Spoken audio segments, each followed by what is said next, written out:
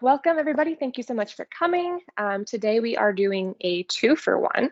So not only are we making this exciting green hummus, we're also going to talk about how to incorporate it into a balanced snack board to be your lunch, which I guess would technically make it a lunch board and not a snack board.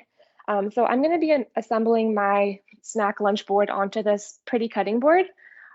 When you assemble yours, feel free to use a beautiful dish that you really like because you are worth it, but you can just as easily do this on a plate or pack it into a lunch container. So let's get going. This is titled Dad's Green Hummus, and you might be wondering, who's Dad? Well, it's my dad. My dad made this recipe up and he developed it over lots of painstaking research. So we can all thank him for that. He's not here, but we can all thank him. One thing that I think makes this hummus unique is that we're going to be making it in the blender, which is going to give it a little bit of a different consistency. In the blender, as opposed to in the food processor, when I make hummus, I usually do it in the food processor, which is shaped like this. And in the food processor, it comes out a little bit different texture, a little bit more chunky and pasty, versus in the blender, which it comes out very smooth and luxurious. And it's very different from the hummus that I normally eat. But the reason that I like doing it in the blender, besides the really nice texture, is that my blender bucket is dishwashable, like in the dishwasher, and the food processor bucket is not dishwasher safe. So I have to hand wash it. And we all know how I feel about washing dishes. So that's a definite pro to making it in the blender.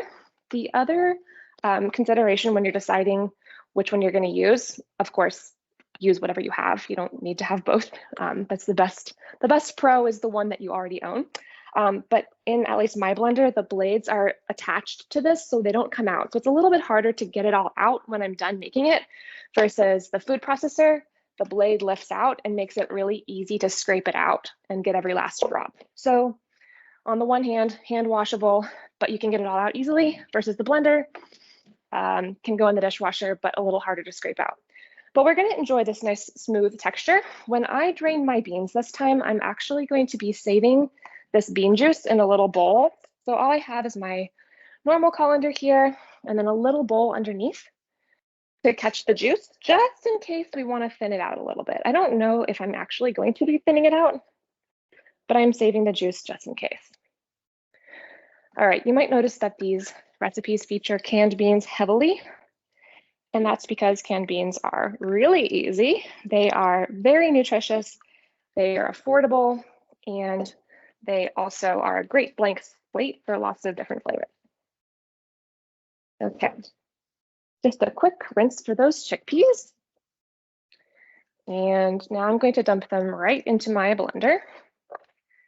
Basically, this recipe, we're just dumping a bunch of things in. No cooking, not a lot of chopping. All right, the next thing that we have is olive oil.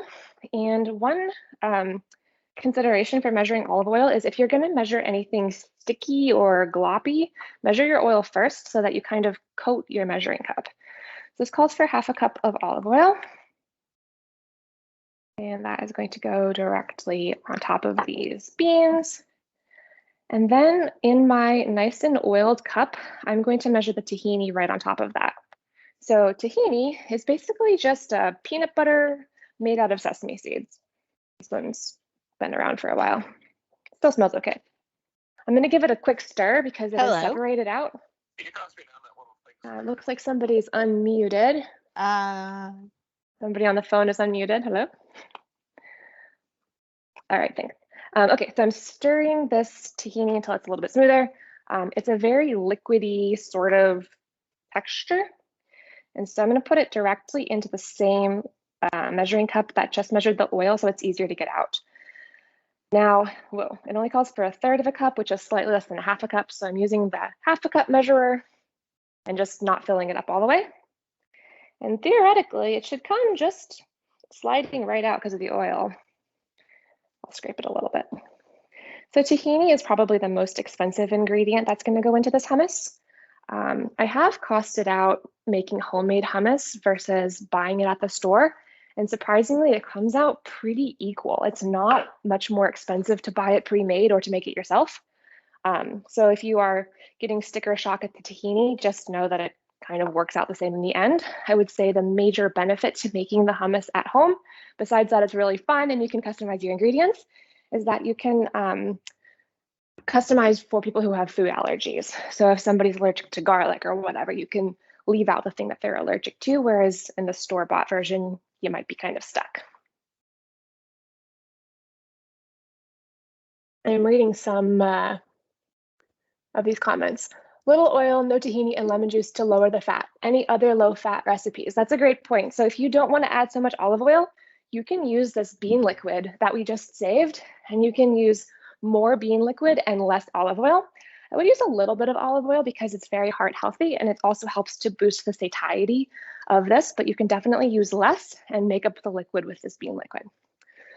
All right, we've got our tahini in there. So now we're gonna do cilantro. So I just got a nice bunch of cilantro, and since it's going in the blender and getting all blended up, I'm not actually going to separate the stems.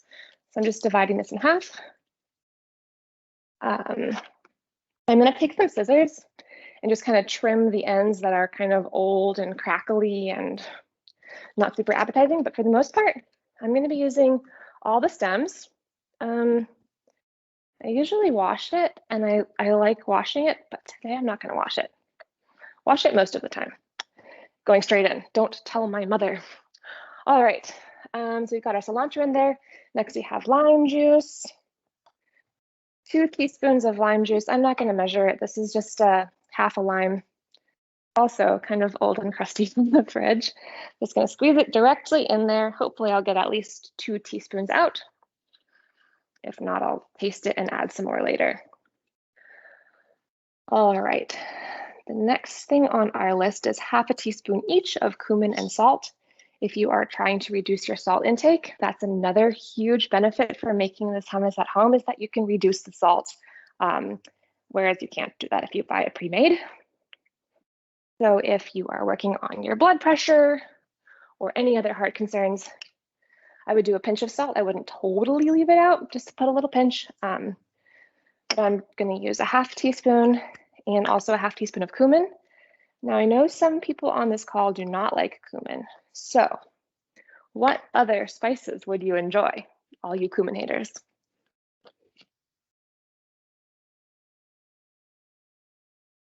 Coriander would be a nice swap. You could do, with the dill on there, that would be nice. Chili. Same for this chili. Yes, that would be delicious. Same for the cilantro. Anybody out there have the soap gene, which is basically just a gene that makes cilantro taste like soap to you? If you have that gene, let's see, I can't actually see this chat anymore. If you have the soap gene, oh my gosh, there's a lot of people with the soap gene. People have strong feelings. Someone's got their hand up. Oh my goodness, this is an outrage. You can definitely use parsley instead. And if you really want to turn it green for St. Patrick's Day, you could put in a small handful of baby spinach along with whatever dried herbs to give it that green color. I wouldn't do too much of the spinach because it will change the texture if you put a lot in, but that baby spinach is a good way to dye this green naturally. All right, we've got our, got lots of suggestions and some love and some hate for cilantro. Fine, keep it coming. All right, so the next ingredient is what really has my dad written all over it, and that is sun-dried tomatoes. The man loves tomatoes. I don't know why, but you might have some oil-packed sun-dried tomatoes hanging around your fridge still from the thing that we made 2 weeks ago. So we're just gonna add a couple of those in. I think the recipe says 2. Mine are pre-cut, so I'm gonna put 2 scoops instead of 2 tomatoes. 2.5 scoops. They just add some zinginess and some brightness to the flavor. If you add too many, it will mess up the color. So there's that. 1 clove of garlic. I'm gonna squash it with the heel of my hand so that it pops out of its little casing, and then just throw it in whole because the blender thankfully is going to blend it up for us. All right, the last thing on the list is jalapeno. And I know this might be a touchy subject because not everybody likes spicy. I am kind of with you. I'm a little bit of a wimp when it comes to spicy. So I'm gonna use half of this and I'm gonna pull the seeds out. So for me, half a jalapeno with no seeds and no ribs is not spicy. It might be spicy to you, in which case you can leave it out. But if it's truly a jalapeno and you truly scrape all the seeds out, it probably is not going to be too spicy unless you have accidentally bought a serrano pepper, which looks very similar to a jalapeno. It's a little bit longer and skinnier and a lot spicier. All right, so I'm scraping out all that white stuff, which is where the spicy is, and I'm just using a spoon to kind of go in there and grab it. I'm trying not to touch it with my fingers because even if you wash your hands afterwards, it doesn't always totally get all the spicy oil off, and then you might touch your eyes and then have some problems. All right, so our jalapeno is in there, and now I'm going to pop the lid on this blender. I'm going to pop it on the blender. I'm reading the comments. All right, pop it on the blender, and it's going to be loud for me, but I think Teams filters out the background noise, so hang tight, talk amongst yourselves.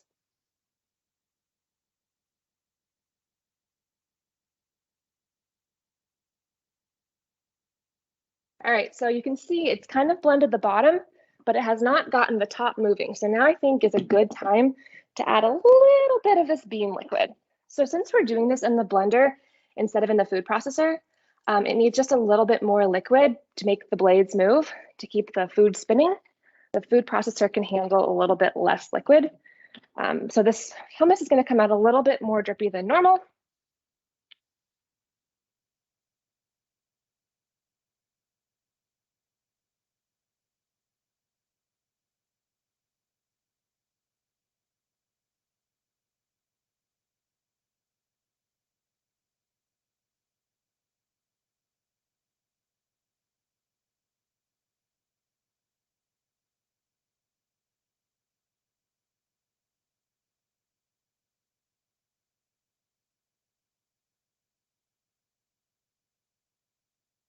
All right, and that's that. So we're getting close to time. I am going to keep talking, even if we go over that 15 minutes, just to talk about how to balance out this snack board.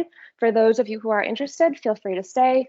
If you are happy with the hummus and want to hop off, that's also fine. But I'm going to start building my snack board to have with this hummus because we are not having just a bowl of hummus for lunch. That would be unappetizing. We're going to have things with it. So I'm going to put some of this hummus into a cute little bowl. I guess I can't really pour it. It's too thick for that. All right, so I'm spooning a good amount of this into a bowl. And what are we going to dip into it? Well, that's why I asked everybody their favorite vegetable at the top. All right, let's just dry this board off a little bit so it looks a little more appetizing. Got some lime juice, we got some tahini drips. It's all going to the same place. All right, so I'm gonna put my hummus on the board, and around it, I'm gonna build my other things. So I purposefully got the vegetables that are the easiest to put out without any prep. So I have some mini cucumbers. I'll put one of those out. I got baby carrots, which are very easy, require no prep. We're gonna lay some of those out. And then I heard from somebody else that sweet peppers are their favorite vegetable. I found these really cute lolly peppers, they're called, at the grocery store. They're just little mini bell peppers. I usually see them called as lunchbox peppers. Don't get afraid, even though they're small, they might look like a spicy pepper. They're very sweet. So I'll do a couple of these. Again, no prep, no cutting, you can just dip them in. So this would be a very easy thing to pack into a lunchbox for your office day. Now, since I have so many vegetables around this, I also want something else a little crunchy. So I'm going to do tortilla chips. I picked tortilla chips because they go well with the cilantro and the lime and the jalapeno, but you could also use pita chips or pretzels or crackers, whatever sounds good to you. And I know when we're talking about a healthy, balanced lunch, probably chips is not the first thing that comes to mind, but you'll soon see that we're going to balance out all the things around it so that we can enjoy our chips, but also make sure that we have plenty of room for all these nourishing things that we need. All right, can you see that? So let's do a couple of checks to see if this is a balanced meal. So there's two different checklists we can run through. The first one is the food groups checklist. So we can count how many food groups we have. For a balanced meal, you want to have at least 3 food groups. For a balanced snack, at least 2 food groups. So we've got vegetables, check. We've got grains, sure, we'll count our tortilla chips as grains. And we've got protein from the hummus, although put a pin in that because we're going to come back to that in a second. So I've got 3. I think I could do one more. I think I could do a fruit. So I'm going to add a clementine to this.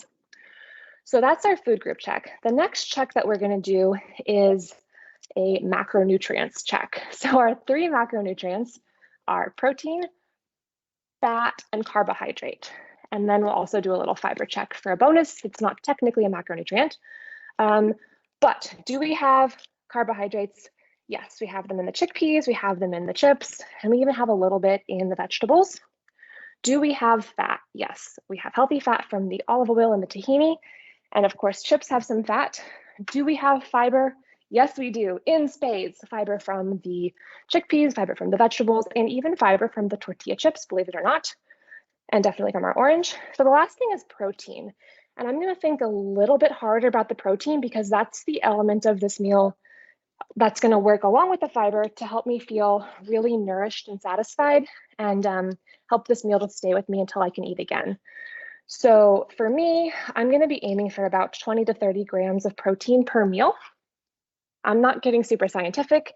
I'm not measuring. I'm not weighing anything. I'm just going to make an educated guess. So if you remember from the last time we talked about chickpeas, if I wanted 20 grams of protein out of chickpeas, I would have to eat the entire can. I can't eat this whole blender full of hummus. I just can't do it.